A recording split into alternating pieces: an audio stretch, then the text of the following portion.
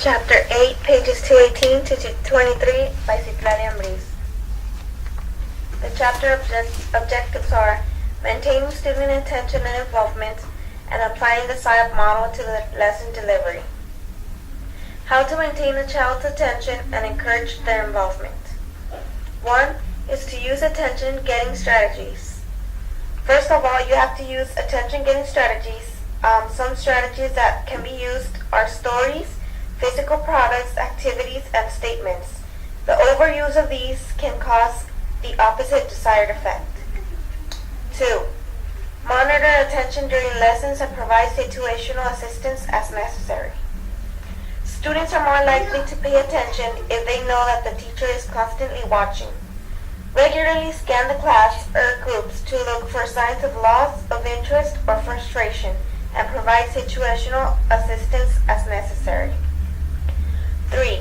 Stimulate attention periodically. Students lose interest when instruction becomes predictable and repetitive. Always keep your students on their feet to keep them interested. Ask questions to stimulate their attention. 4. Vary instructional media and methods.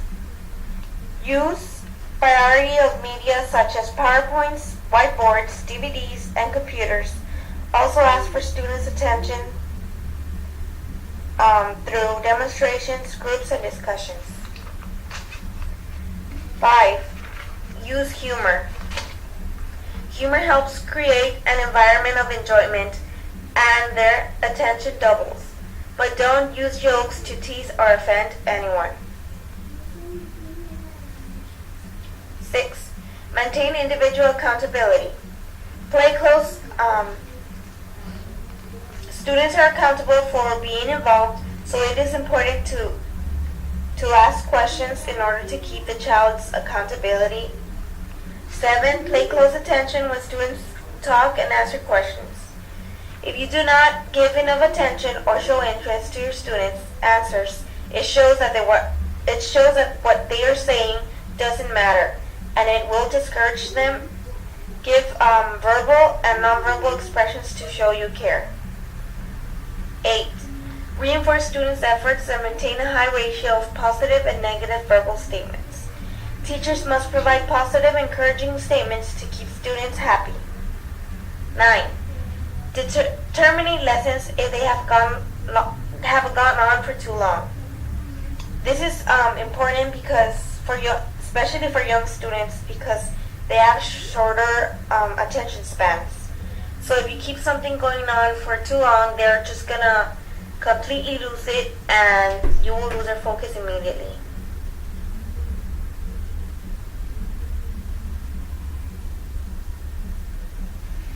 Applying the SIOP model to the lesson delivery, there are 4 components in the SIOP model, which include comprehensive input, interaction, lesson delivery, and review and assessment. Comprehensible input. 1. Speak appropriately for students' proficiency levels. Students who are at the beginning level of English proficiency need for the teacher to slow down their rate of speech, use pauses, and enunciate clearly while speaking.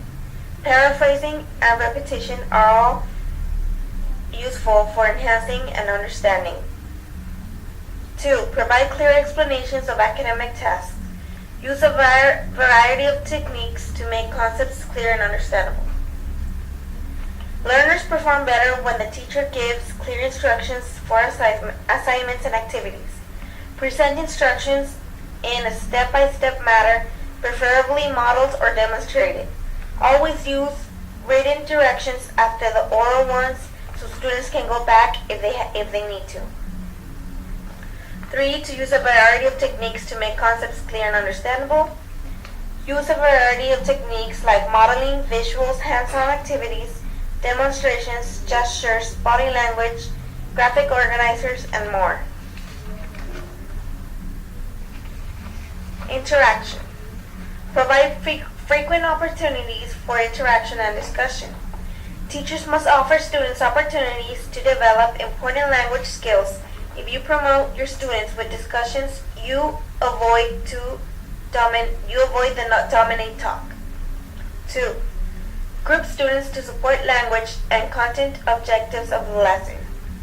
This helps maintain the students' interest and increases the chance that the students' preferred mode of instruction will be matched. 3. Consistently provide sufficient wait time for students' responses.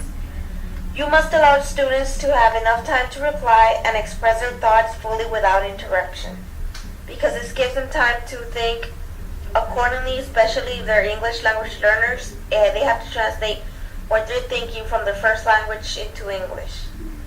Or give ample opportunities for students to clarify key concepts in their first language. Some ELLs may need to have an assignment explained to them in their first language. This assistance can be provided by a bilingual instructional aide or a peer. Lesson delivery. 1. Clearly support content objectives by lesson delivery.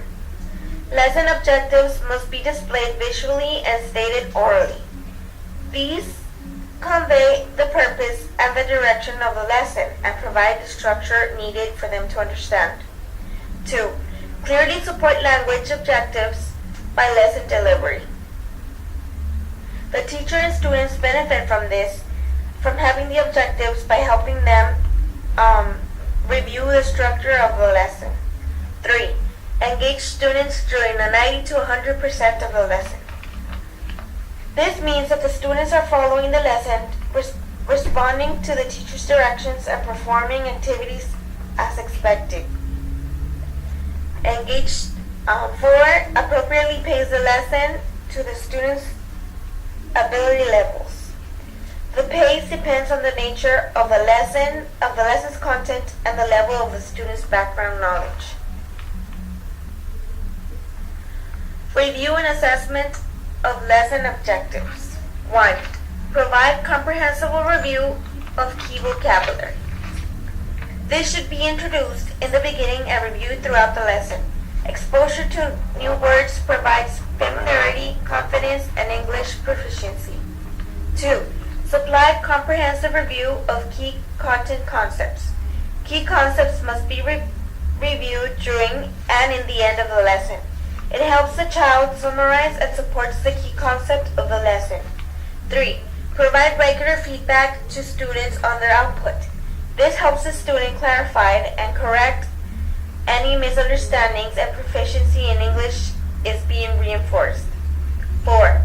Assess students' comprehension and learning for all lesson objectives throughout the lesson. Assessments must be conducted to gather and synthesize the info of the student learning. Student processes should be assessed to determine if you can move on or repeat the lesson. This is one of the most important parts of the review and assessments, which is to basically test or see if the child comprehended what they were being taught. That way you can move on, and if not, to see if you don't have to go back and review anything.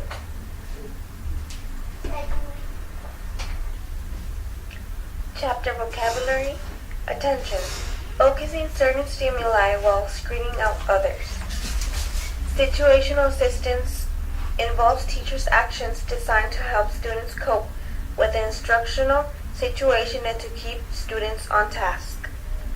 Comprehensible input. Information that is understandable to others.